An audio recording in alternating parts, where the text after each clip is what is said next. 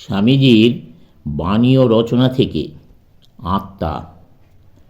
ভারতবর্ষের এই সকল দ্বৈতবাদী সম্প্রদায় নিরামিষভোজী, খুব অহিংসা প্রচার করে, কিন্তু এই বিষয়ে তাদের মতবাদ বৌদ্ধ মতবাদ হইতে ভিন্ন।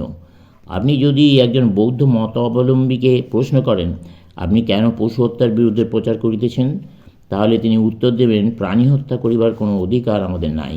কিন্তু আপনি যদি একজন দ্বৈতবাদীকে প্রশ্ন করেন, আপনি কেন পশু হত্যা করেন না, তাহলে তিনি উত্তর দেবেন, কারণ পশু ও ঈশ্বরের। সেই জন্য দ্বৈতবাদীগণের মত, এই অহংমম ভাব কেবলমাত্র ঈশ্বর বিষয়ে প্রযুক্ত হওয়া কর্তব্য। একমাত্র তিনিই অহং এবং সকল বস্তুই তাঁহার। যখন মানুষ অহংমম ভাব বিসর্জন দেয়, যখন সে সব কিছুই ঈশ্বরচরণে অর্পণ করে, যখন সে সকলকেই ভালোবাসে এবং পুরস্কারের কোনরূপ আশা না করিয়া একটি পশুর প্রাণ রক্ষার জন্য প্রাণত্যাগে প্রস্তুত হয়, তখন তার হৃদয় বিশুদ্ধ হয় এবং এইরূপ বিশুদ্ধ চিত্তে ঈশ্বর প্রীতির উদয় হয়। ঈশ্বরই প্রত্যেক জীবের আকর্ষণ কেন্দ্র। এবং দ্বৈতবাদী বলেন, মৃত্তিকায় আবৃত সূচ চুম্বক দ্বারা আকৃষ্ট হয় না, কিন্তু মৃত্তিকা ধৌত হইয়া গেলেই তাহা আকৃষ্ট হইবেই। ঈশ্বর চুম্বক, জীব সূচ, তাহার পাপকর্মই ধূলি ও ময়লা, যাহা তাকে আবৃত করে।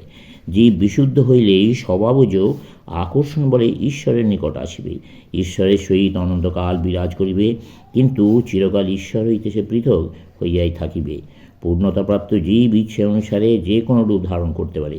ইচ্ছা করলে সে একই সঙ্গে 100 দেহ ধারণ করতে পারে, অথবা একটিও দেহ ধারণ না করিতে পারে। এরূপ জীব প্রায় সর্বশক্তিমান হয়। সে শুধু সৃষ্টি করতে পারে না, সৃষ্টি করবার শক্তি কেবল ঈশ্বরেরই আছে। যতই পূর্ণতাপ্রাপ্ত হইবে না কেন, কেহই জগৎ ব্যাপার পরিচালনা করিতে পারে না। এই কার্য কেবল ঈশ্বরের। কিন্তু পূর্ণতাপ্রাপ্ত হইলে সকল জীবই অনন্তকাল আনন্দপূর্ণ হয় এবং অনন্তকাল ঈশ্বরের সহিত বাস করে। ইহাই হইল দ্বৈতবাদীদের মত। দ্বৈতবাদীগণ আরও একটি মত প্রচার করেন, প্রভু আমাকে ইহা দাও, উহা দাও। ঈশ্বরের নিকট এই ধরনের প্রার্থনা করা তাহারা সম্পূর্ণ বিরোধী। তাহাদের মতে এরূপ করা কখনোই উচিত নয়। যদি কেউ কোনো পার্থিব দ্রব্যের জন্য প্রার্থনা করিতে চায়, তাহলে নিম্নতর কাহারও নিকটেই সে প্রার্থনা নিবেদন করা উচিত। কোনো দেবতা, দেবদূত অথবা পূর্ণতাপ্রাপ্ত মুক্ত জীবের নিকটেই কেবল পার্থিব বস্তুটারই চাইতে হয়। ঈশ্বরকে কেবল ভালোবাসা কর্তব্য। প্রভু আমাকে ইহা দাও, উহা দাও, এইভাবে ঈশ্বর নিকট প্রার্থনা করা ধর্মের দিক হইতে ঘোরতর অন্যায়। অতএব দ্বৈতবাদীদের মতে দেবতাদের একজনকে আরাধনা করিয়া মানুষ যা কামনা করে তা শীঘ্র বা বিলম্বে লাভ করে, কিন্তু যদি সে মুক্তি চায়, তাহলে তাহাকে ঈশ্বরের উপাসনা করিতে হইবে। ইহাই ভারতবর্ষের জনসাধারণের ধর্ম। বিশিষ্ট অদ্বৈতবাদীগণের মতবাদে প্রকৃত বেদান্ত দর্শনে আরম্ভ হইয়াছে। তাঁদের মতে কার্য কখনো কারণ হইতে ভিন্ন নয়, কার্য কারণেরই রূপভেদ মাত্র। যদি জগৎ কার্য হয় এবং ঈশ্বর কারণ হন, তাহলে জগৎ ঈশ্বর স্বয়ং। জগৎ ঈশ্বর ব্যতীত অপর কিছু হইতে পারে না। বিশিষ্ট অদ্বৈতবাদীরা বলেন, ঈশ্বর জগতের উপাদান ও নিমিত্ত কারণ। তিনিই স্রষ্টা এবং তিনি সেই উপাদান, যাহা হইতে সমগ্র জগৎ অভিব্যক্ত হইয়াছে। আপনাদের ভাষায় যাকে সৃষ্টি বলা হয়, তাহার কোনো প্রতিশব্দ সংস্কৃতে নাই। যেহেতু ভারতবর্ষের কোনো সম্প্রদায়ই পাশ্চাত্য মত অনুযায়ী শূন্য হইতে জগৎ সৃষ্টি স্বীকার করেন না।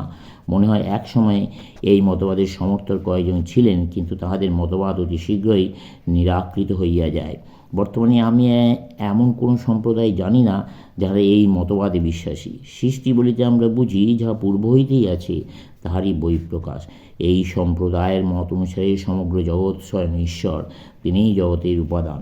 আমরা বেদে পাঠ করি, ঊর্ধ্বনাভ যেমন নিজেদের দেহ হইতে তন্তু বয়ন করে, তেমনি সমগ্র জগৎ সেই পরম সত্তা হইতে বাহির হইয়াছে।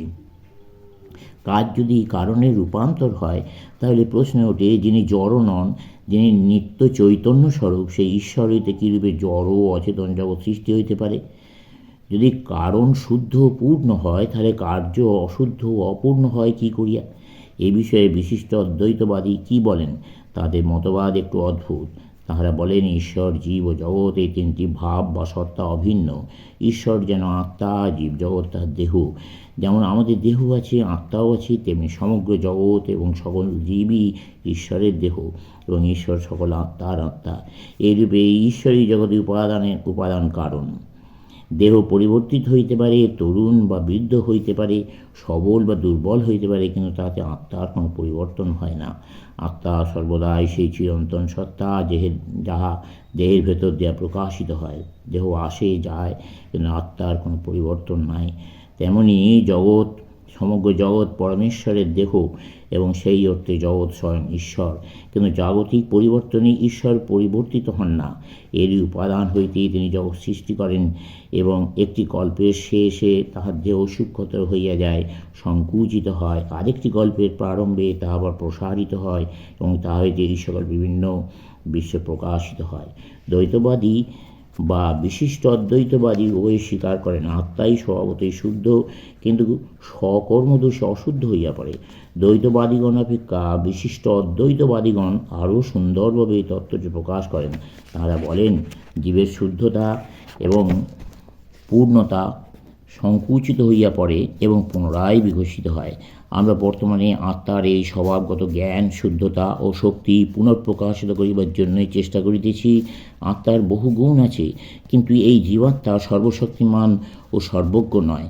প্রত্যেক অসৎকর্ম আত্মার স্বরূপকে সংকুচিত করে, প্রত্যেক সৎকর্ম তাকে প্রসারিত করে। সকল জীবাত্মাই পরমাত্মার অংশ। জ্বলন্ত অগ্নি হইতে যেমন লক্ষ লক্ষ স্ফুলিঙ্গ নির্গত হয়, অনন্তরূপ ঈশ্বর হইতেও তেমনি এই সকল আত্মা নির্গত হইয়াছে। প্রত্যেকেরই লক্ষ্য এক। বিশিষ্ট অদ্বৈতবাদীগণের ঈশ্বরও ব্যক্তিভাবাপন্ন, অনন্ত কল্যাণ গুণাধার। কেবল তিনি জগতের সর্বত্রই অনুপ্রবিষ্ট হইয়া আছেন। তিনি সর্ববস্তুতে সকল স্থানে অন্তর্লীন হইয়া আছেন।